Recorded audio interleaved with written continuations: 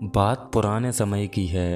एक बौद्ध भिक्षु और उनका एक शिष्य गांव-गांव, नगर-नगर जाकर धर्म उपदेश दिया करते थे।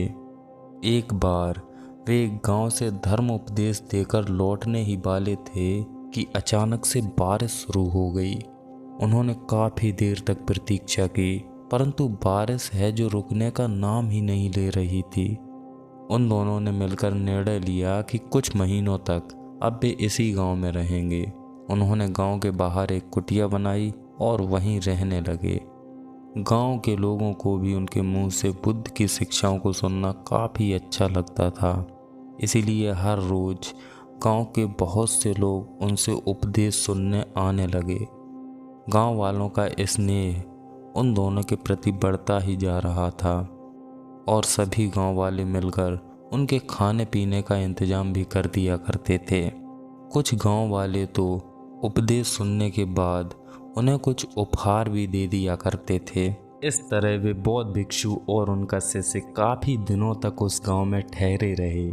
फिर एक दिन अचानक बौद्ध भिक्षु ने अपने शिष्य से कहा, सुनो बंधु, इस गांव में रहते हमें काफी वक्त हो गया, तो अब हमें इस गांव को छोड़कर यहाँ से चले जाना चाहिए। गुरु की ये बात सुनकर शिष्य ने गुरु से कहा, लेकिन क्यों गुरुजी, हम यहाँ सही से तो रह रहे। यहाँ के लोग कितने अच्छे हैं, हमसे कितना अच्छा व्यवहार करते हैं और हमारा मान सम्मान भी कितना करते हैं, हमें उपहार भी देते। तो क्यों ना कुछ दिन यहाँ और रुक लिया जाए, जिससे हमारे पास थोड़ी और दान दक्षिणा इकट्ठी हो जाएगी जो आगे चलकर हमारे काम आ सकती है। शिष्य के मुंह से ऐसी बात सुनकर गुरु ने कहा, अब हम बिल्कुल भी यहाँ नहीं रुकेंगे, क्योंकि हमें यहाँ रहते काफ़ी वक्त हो गया। और रही बात धन और उपहार की, तो हमें इनकी क्या ज़रूरत, ये बिल्कुल काम के नहीं हैं और हम भिक्षुओं को तो इनसे लगाव रखना भी नहीं चाहिए, क्योंकि हम तो त्याग के मार्ग पर हैं और त्याग के मार्ग पर जोड़ा नहीं बल्कि सब कुछ छोड़ा जाता है।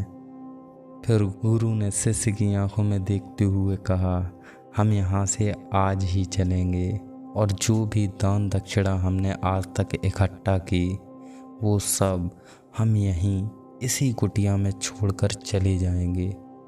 शिष्य का मन तो वहाँ से सारे उपहार ले जाने का था, परंतु वो गुरु की आज्ञा का उल्लंघन भी नहीं करना चाहता था।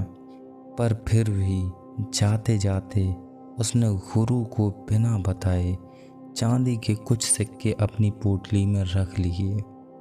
जैसे ही उन्होंने कुछ यात्रा तय की तो उन्हें रास्ते में नदी मिली और जिस गांव में वे धर्म उपदेश देना चाहते थे वहां तक पहुंचने के लिए उन्हें ये नदी पार करनी ही थी।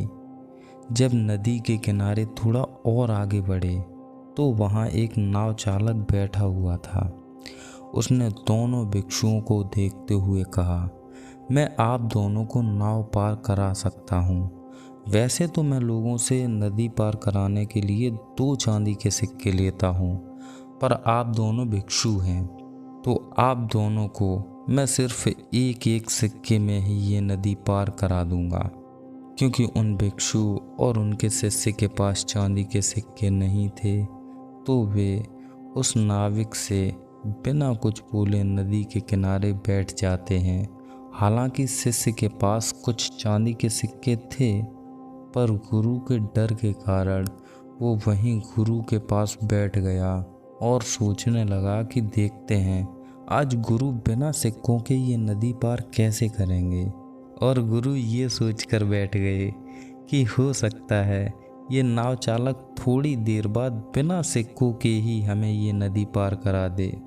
परंतु काफ़ी समय बीत जाने के बाद भी उस नाव चालक ने उनसे नदी पार कराने के विषय में कुछ ना कहा और बैठे बैठे शाम हो गई। ना तो शिष्य ने पोटली से सिक्के निकाले और ना ही नाव चालक बिना पैसों के नदी पार कराने को तैयार हुआ। अब सूरज पूरी तरह ढल गया और अंधेरा भी होने लगा था, परंतु वे दोनों अभी भी उसी नदी के किनारे बैठे हुए थे। तो नाव चालक ने उन्हें डराते हुए कहा, महात्मन, अंधेरा होने वाला है और अंधेरा होते ही इस नदी में कई खूंखार डाकू पानी पीने आते हैं, तो ऐसे में आपके साथ कुछ भी हो सकता है। मेरी माने तो आप जिस गांव से आए हैं वहां वापस चले जाइए, या तो आप मुझे 2 सिक्के देकर नदी पार करके अपने लक्ष्य तक पहुंच जाइए, क्योंकि थोड़ी देर बाद मैं भी अपनी नाव लेकर यहाँ से चला जाऊंगा। जैसे ही उस शिष्य ने नाव चालक के मुंह से ऐसी बात सुनी तो वो बहुत तेज डर गया। उसने तुरंत अपनी पोटली से 2 सिक्के निकाले और नाव चालक को देते हुए कहा, कृपया अब आप जितनी जल्दी हो सके हमें नदी पार करा दो। सिक्के लेते ही नाव चालक ने तुरंत ही उन्हें नदी पार करा दी। गुरु ने ये देखकर शिष्य से कहा, जब मैंने तुम्हें कुछ रखने से मना किया था तो तुमने ये चांदी के सिक्के क्यों रखे? तुमने मेरी बात क्यों नहीं मानी? शिष्य ने कहा, गुरुजी, यदि आज मैं ये चांदी के सिक्के ना लेकर आता तो हम दोनों के साथ कुछ भी हो सकता था, और आप मुझे धन्यवाद देने की जगह डांट रहे हैं। शायद आपको एहसास नहीं कि इन सिक्कों ने आज हमारी कितनी मदद की। ये सुनकर गुरु ने मुस्कुराते हुए अपने शिष्य से कहा, बेटे, जब तक ये सिक्के तुम्हारी पोटली में थे हम मुसीबत में थे, पर जैसे ही ये 2 सिक्के तुम्हारी पोटली के बाहर आए मुसीबत खत्म हो गई। और मैं तुम्हें यही समझाना चाह रहा हूँ कि असली खुशी त्याग, वैराग्य और देने में है, जिसका परिणाम तुम अभी देख सकते हो। गुरु की ये बात सुनकर शिष्य को समझ आ गया कि गुरुजी सत्य ही कह रहे हैं। असली खुशी त्याग और वैराग्य में है, न कि चीज़ों को इकट्ठा कर उनके लगाव में।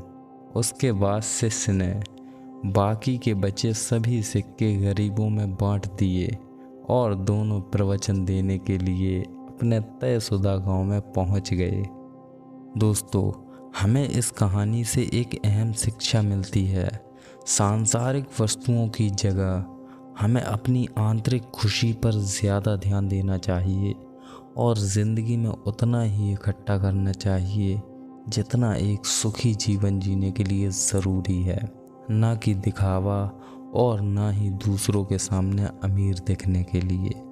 तो दोस्तों, आज के लिए बस इतना ही। मिलते हैं एक और नई वीडियो के साथ। तब तक के लिए आप अपना और अपने माता पिता का ख्याल रखिए।